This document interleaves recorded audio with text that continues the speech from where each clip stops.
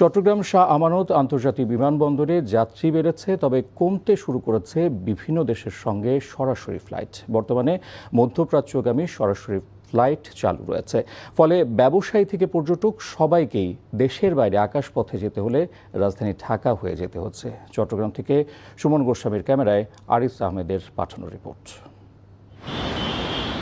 দেশের অন্যতম সমুদ্র বন্দরকে কেন্দ্র করে চট্টগ্রামের অর্থনৈতিক অঞ্চলগুলোতে সংযুক্ত আরব আমিরাত, চীন, থাইল্যান্ড, সিঙ্গাপুর, কোরিয়া সহ অনেক দেশ কোটি কোটি টাকা বিনিয়োগ করছে। ফলে বিভিন্ন দেশের ব্যবসায়ীরা সরাসরি ফ্লাইট যোগে চট্টগ্রামে আসে। কিন্তু বিগত এক দশকে আন্তর্জাতিক এই বিমানবন্দরের সাথে Thai Smile, Malindo Air, Rotana Jet, Oman Air, ভারতের কলকাতা ও চেন্নাই, থাইল্যান্ডগামী রিজেন্ট এয়ার তাদের সরাসরি ফ্লাইট বন্ধ করে দিয়েছে।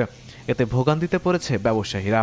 বিভিন্ন জায়গার যে কার্গো পণ্য, তাজা শাকসবজি, ফলমূল ছাড়াও গার্মেন্টসের রপ্তানি পণ্য আছে, আরও বিভিন্ন ধরনের নন ট্রেডিশনাল পণ্য আছে, এগুলো রপ্তানির সম্ভাবনা বাড়বে, রপ্তানি বাড়বে। যে কোনো কান্ট্রিতে যেতে হয় ফর বিজনেস পারপাস, বিজনেস ট্রিপে আমাদেরকে এখান থেকে ফ্লাইট নিতে হয় ঢাকায় কানেক্টিং নিয়ে আবার ওখানে যেতে হয়।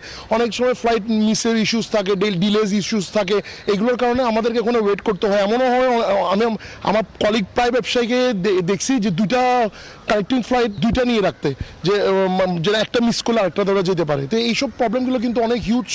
ব্যবসায়ীরা বলছেন চট্টগ্রাম বিমানবন্দর বোয়িং 777 সিরিজের বিমান ওঠানামা করার মতো সক্ষম। তবে এই বিমানবন্দরকে 24 ঘন্টা 7 দিন চালু রাখা, দীর্ঘ পথের ফ্লাইটের জন্য ট্রানজিট ও জ্বালানি সরবরাহের সুবিধা এবং কার্গো ভিলেজ স্থাপনের মাধ্যমে আরও আধুনিক করা প্রয়োজন। এমিরেটসকে বলি যে আপনি এখানে ল্যান্ডিং করেন, সেটা তার unless it is a business, সে এখানেই নামবে। তাহলে এখানে যদি নামে তাহলে এখানে প্যাসেঞ্জার নামবে, প্যাসেঞ্জার নামলে হোটেল বিজনেস হবে, প্যাসেঞ্জার নামলে অন্যান্য ব্যবসাগুলি এখানে এলোডিং হবে, আমাদের রেস্টুরেন্ট চলবে, ইকোনমিতে একটা মুভমেন্ট হবে। চট্টগ্রাম শাহ আমানত আন্তর্জাতিক বিমানবন্দরটিতে আধুনিক সুযোগ সুবিধা সংযোজন করা গেলে উন্নত দেশের সাথে তাল মিলিয়ে এগোতে পারবে বলে মনে করেন সংশ্লিষ্টরা। NTV news desk.